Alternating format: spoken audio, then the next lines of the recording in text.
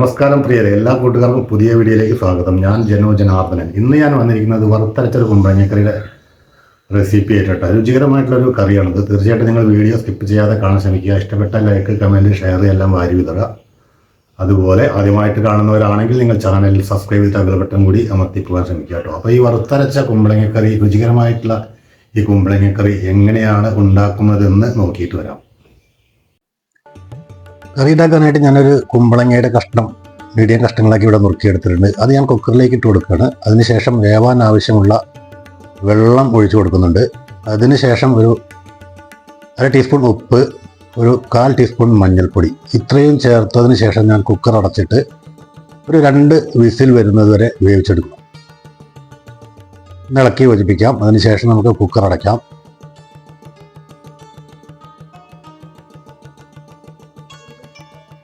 എന്തായാലും കുമ്പളങ്ങ വെന്ത് വരട്ടെ. അതിന് മുന്നേ നമുക്കൊരു അരപ്പ് റെഡിയാക്കാം. ഞാനൊരു പാൻ വെച്ചിട്ട് അതിലേക്കൊരു അരമുറി തേങ്ങ ചിരകിയത് ഇട്ട് കൊടുക്കുന്നുണ്ട്. ഇത് നമുക്ക് ഗോൾഡൻ ബ്രൗൺ ആവുന്നത് വരെ മൂപ്പിച്ചെടുക്കണം. അപ്പോൾ ഒരു 4-5 മിനിറ്റ് വഴറ്റേണ്ടി വരും. ചെറിയ തീ വേണം, കരിഞ്ഞു പോകരുത്. വളരെ നോർമലായിട്ട് മാത്രമാണ് തേങ്ങ വറക്കാൻ പാടുള്ളൂ. അപ്പോൾ അതാ നമുക്ക് നല്ല രീതിയിൽ ഇതോടെ ഗോൾഡൻ ബ്രൗൺ ആയിട്ട് കിട്ടിയിട്ടുണ്ട്. അപ്പോൾ ഞാൻ ഈ സമയത്ത് ഇതിൻ്റെ ഫ്ലെയിം ഓഫ് ചെയ്യുന്നു. അതിനുശേഷം ഞാൻ മസാലപ്പൊടികൾ ചേർക്കണം. ഒരു 1/4 ടേബിൾ സ്പൂൺ മല്ലിപ്പൊടി ഞാൻ ഇതിലേക്ക് ചേർക്കുന്നുണ്ട്. ഒരു 3/4 ടേബിൾ സ്പൂൺ എരിവുള്ള മുളക് പൊടി കൂടി ചേർത്തു. ഇനി നമുക്ക് ഒരു 2 മിനിറ്റ് കൂടി ചെറിയ ഫ്ലെയിമിലിട്ടിട്ട് തീ കത്തിച്ചതിന് ശേഷം വഴറ്റിയെടുക്കാം. ഏകദേശം ഈ മല്ലി മുളകെല്ലാം മൂത്ത ഒരു മണം വരുമ്പോൾ നമുക്കത് അവിടെ നിർത്താം.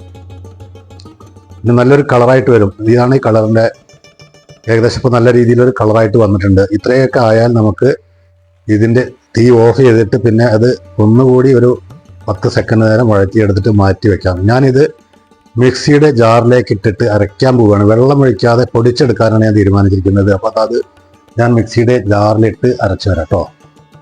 സ്വല്പം പോലും വെള്ളം ഒഴിക്കാതെയാണ് ഞാനിത് അരച്ചെടുക്കാൻ പോകുന്നത് കേട്ടോ. അപ്പോൾ നമ്മുടെ കുമ്പളങ്ങ ഇവിടെ വെന്തോ നോക്കാം. കുമ്പളങ്ങ 2 വിസിൽ വന്നതിന് ശേഷം ഞാൻ തുറന്നു നോക്കിയപ്പോൾ നല്ല രീതിയിൽ ഇവിടെ വെന്ത് കിടക്കുന്നുണ്ട്. അപ്പോൾ കറി ഉണ്ടാക്കാനായിട്ട് പാൻ ഞാൻ വെച്ചിട്ട് ഒരു 2 ടേബിൾ സ്പൂൺ വെളിച്ചെണ്ണ അതിലേക്ക് ഒഴിക്കുന്നുണ്ട്. വെളിച്ചെണ്ണ ചൂടായപ്പോൾ ഞാൻ കടുകാണ് ആദ്യമായിട്ടിട്ടത്. കടുക് പൊട്ടി തുടങ്ങുമ്പോൾ നമുക്ക് ഇതിലേക്ക് ഒരു 1/2 ടീസ്പൂൺ ഉലുവ കൂടി ചേർക്കേണ്ടതുണ്ട്. അപ്പോൾ ഞാൻ ഉലുവ കൂടി ചേർത്ത് അതുകൂടി പൊട്ടിക്കഴിഞ്ഞാൽ നമുക്ക് ഒരു 2 വറ്റൽമുളക് ഇതിലേക്ക് ഇട്ട് കൊടുക്കാം. കൂടാതെ കുറച്ച് കറിവേപ്പിലയും ഇതോടൊപ്പം ചേർക്കാം. അതിനുശേഷം ഞാനിവിടെ 2 ചെറിയ സവോള അരിഞ്ഞു വെച്ചിട്ടുണ്ട്. അതുകൂടാതെ കുറച്ച് വെളുത്തുള്ളിയിലും ഞാൻ നീളത്തിൽ ഇവിടെ അരിഞ്ഞു വെച്ചിട്ടുണ്ട്. ഇഞ്ചി ഞാൻ ഇതിലേക്ക് ചേർക്കുന്നില്ല. അപ്പോൾ ഞാൻ ഇത് രണ്ടും കൂടി നമ്മുടെ പാനിലേക്ക് ഇടുന്നു. ഇനി ഈ ഉള്ളി നമുക്ക് നല്ല രീതിയിൽ വഴന്നു വരേണ്ടതുണ്ട്. ഗോൾഡൻ ബ്രൗൺ ആവുന്നത് വരെ തന്നെ ഈ ഉള്ളി വഴറ്റിയെടുക്കണം. ഓരോ 6-7 മിനിറ്റ് നല്ല രീതിയിൽ വഴറ്റിയാലാണ്. ആദ്യം കുറച്ച് തീ കൂട്ടി വെക്കാം. പിന്നെ നമുക്ക് ഏകദേശം മൂത്ത് വരുമ്പോൾ തീ കുറച്ചതിന് ശേഷം വളരെ നോർമലായിട്ട് വറുത്തെടുക്കുക. ഇപ്പോൾ നമ്മുടെ ഉള്ളി ഇവിടെ നല്ല രീതിയിൽ ഗോൾഡൻ ബ്രൗൺ ആയിട്ട് കിട്ടിയിട്ടുണ്ട്. ഇനി ഇതിലേക്ക് തക്കാളി, ഒരു തക്കാളിയാണ് ഞാൻ ഇവിടെ എടുത്തിരിക്കുന്നത്. ആ തക്കാളി ഞാൻ ഇതിലേക്ക് ഇട്ട് കൊടുത്തിട്ട് ഒന്നുകൂടെ വഴറ്റുകയാണ്. തക്കാളിനി നമുക്ക് നല്ല രീതിയിൽ ഉടഞ്ഞു ചേരേണ്ടതുണ്ട്. ഇതിലേക്ക് ഞാൻ സ്വല്പം മഞ്ഞൾപ്പൊടി ഇട്ട് കൊടുക്കുന്നുണ്ട്. പിന്നെ ആവശ്യത്തിനുള്ള ഉപ്പ് ഇട്ട് കൊടുക്കുന്നുണ്ട്. ഇനി നമുക്കിത് വഴറ്റിയെടുക്കാം നല്ല രീതിയിൽ. കുറച്ചു നേരം വഴറ്റിയതിന് ശേഷം ഇതിലേക്ക് ഒരു 1/2 കപ്പ് ചുടുവെള്ളം ഒഴിച്ചതിന് ശേഷം നമുക്കിത് അടച്ചു വയ്ക്കാം. അങ്ങനെ അടച്ചു വെച്ചാൽ നമുക്ക് ഈ തക്കാളിയെല്ലാം നല്ല രീതിയിൽ ഉടഞ്ഞു കിട്ടും. അപ്പോൾ ഞാനിതൊന്ന് വഴറ്റിയെടുത്തിട്ട് ഒരു 5 മിനിറ്റ് നേരം അടച്ചു വെക്കാൻ പോവുകയാണ് കേട്ടോ.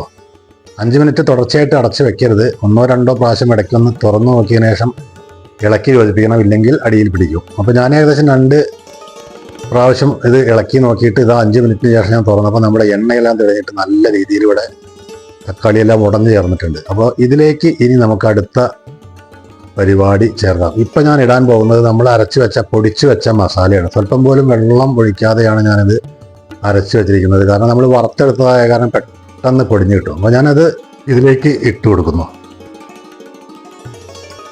മിക്സിയിൽ പറ്റി പിടിച്ചത് പോരാനായിട്ട് ഞാൻ കുറച്ച് വെള്ളം ഒഴിച്ചിട്ട് അതുകൂടെ ഇതിലേക്ക് ഒഴിച്ചു കൊടുക്കുന്നുണ്ട്. ഇനി ഈ ഒന്ന് ഇളക്കി യോജിപ്പിച്ചതിന് ശേഷം നമുക്കിതിലേക്ക് ആവശ്യമുള്ള പുളിയാണ് ഒഴിച്ചു കൊടുക്കേണ്ടത്. പുളി ഒരുപാട് പുളി ഒഴിക്കരുത്, വളരെ കുറച്ച് പുളി മാത്രമാണ് ഇതിലേക്ക് ഒഴിക്കാൻ പാടുള്ളൂ. ഒരുപാട് പുളിയായാൽ കുമ്പളങ്ങയുടെ കറി ടേസ്റ്റ് ഉണ്ടായിരിക്കില്ല. സ്വല്പം കൂടെ വെള്ളം ഞാൻ ഒഴിച്ചു കൊടുത്തിട്ടുണ്ട്. മിക്സിയുടെ ജാറിൽ കുറച്ചിങ്ങനെ പറ്റി പിടിച്ച് നിൽക്കുന്നുണ്ടായിരുന്നു. അപ്പോൾ അത് ഞാൻ ഒഴിവാക്കാൻ വേണ്ടിയിട്ടാണ് കുറച്ചുകൂടെ വെള്ളം ഞാൻ ഒഴിച്ചു കൊടുത്തിട്ടുണ്ട്. നല്ല രീതിയിലൊന്ന് വഴറ്റി എടുക്കാം. ഒരു 1-1.5 മിനിറ്റ് നേരം നമുക്കൊന്ന് വഴറ്റിയെടുക്കാം.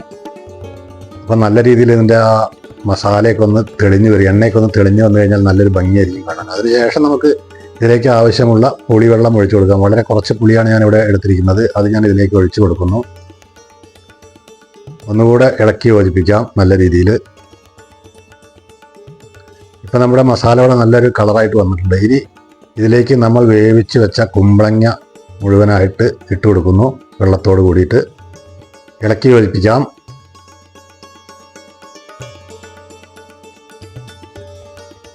ഗ്രേവി സ്വല്പം കട്ടി കൂടുതലാണോ എന്നൊരു സംശയം, അതുകൊണ്ട് ഞാൻ സ്വല്പം കൂടെ വെള്ളം ഒഴിച്ചു കൊടുക്കുന്നുണ്ട്. ചുടുവെള്ളമാണ് ഞാൻ എപ്പോഴും ഒഴിച്ചു കൊടുക്കുന്നത്, അത് പ്രത്യേകം ശ്രദ്ധിക്കുക. ഈ സമയത്ത് നമുക്ക് ഉപ്പ് ആവശ്യമുണ്ടോ എന്ന് നോക്കാം. ഉപ്പ് കറക്റ്റായിട്ട് വന്നിട്ടുണ്ട്. അപ്പോൾ ഞാൻ കുറച്ചുകൂടി ചുടുവെള്ളം ഒഴിച്ചു കൊടുത്തിട്ട് ഒന്നുകൂടി ഗ്രേവി നോക്കിയതിന് ശേഷം ഞാൻ അടച്ചു വെച്ചു. ഇനി ഒരു 6-7 മിനിറ്റ് നേരം നല്ല രീതിയിലൊന്ന് തിള വരുന്നത് വരെ അടച്ചു വെക്കുക. അടച്ചു വെച്ചതിന് ശേഷം ഞാൻ തുറന്നു നോക്കിയപ്പോൾ നമ്മുടെ വറുത്തരച്ച കുമ്പളങ്ങ കറി സൂപ്പറായിട്ട് ഇവിടെ വന്നിട്ടുണ്ട്. നിങ്ങൾക്ക് ഇവിടെ കാണാവുന്നതാണ്. നല്ല കട്ടിയായിട്ടുള്ള ഗ്രേവിയാണ്. ഒരുപാട് ലൂസായാൽ ഈ കറിക്ക് ടേസ്റ്റ് ഉണ്ടായിരിക്കില്ല. ഇത് വറുത്തരച്ച കറി എപ്പോൾ വെക്കുമ്പോഴും നമുക്ക് നല്ല തിക്നെസ് വേണം. അപ്പോൾ ഇപ്പോൾ നമ്മുടെ കറി നല്ല ഗ്രേവിയാണ്, കറക്റ്റാണ്. ഇനി നമുക്ക് ഇത് ഫ്ലെയിം ഓഫ് ചെയ്തതിന് ശേഷം ഇതിലേക്ക് കറിവേപ്പിലയോ മല്ലിയിലയോ എന്ത് വേണമെങ്കിലും ഇട്ട് കൊടുക്കാം. ഞാൻ മല്ലിയില വീട്ടിലില്ലാത്തതുകൊണ്ട് ഇപ്പോൾ തൽക്കാലം നമ്മുടെ നാടൻ കറിവേപ്പില ഇട്ട് കൊടുക്കുന്നു. അതിനുശേഷം ഇതിൻ്റെ ഫ്ലെയിം ഓഫ് ചെയ്തിട്ട് ഒരു 10 മിനിറ്റ് നേരം തണുക്കാൻ വയ്ക്കാം. അതിനുശേഷം നമുക്കിത് സെർവ് ചെയ്താൽ ഇതിൻ്റെ കളറെല്ലാം ഒന്നുകൂടെ മാറിയിട്ടുണ്ടായിരിക്കും. ഇത് ചോറിലേക്ക് മാത്രമല്ല, ചപ്പാത്തി, പൊറോട്ട, ഇതിലേക്കെല്ലാം നല്ല രീതിയിൽ കോമ്പിനേഷനാണ്. അപ്പോൾ തീർച്ചയായിട്ടും നിങ്ങൾക്ക് വീഡിയോ ഇഷ്ടപ്പെട്ട് കാണും എന്ന് വിചാരിക്കുന്നു. ഇതുപോലുള്ള രുചികരമായിട്ടുള്ള വിഭവങ്ങളുമായി ഞാൻ വീണ്ടും വരുന്നതാണ്. അപ്പോൾ സബ്സ്ക്രൈബ് ചെയ്യാത്തവരൊക്കെ സബ്സ്ക്രൈബ് ചെയ്ത് ബെൽ ബട്ടൺ അമർത്തി പോകാൻ ശ്രമിക്കുക. അപ്പോൾ ഇതുവരെ വീഡിയോ കണ്ട എല്ലാവർക്കും നന്ദി, നമസ്കാരം. ഞാൻ ജനാർദ്ദനൻ മോക്കുത്തല. ബായ്.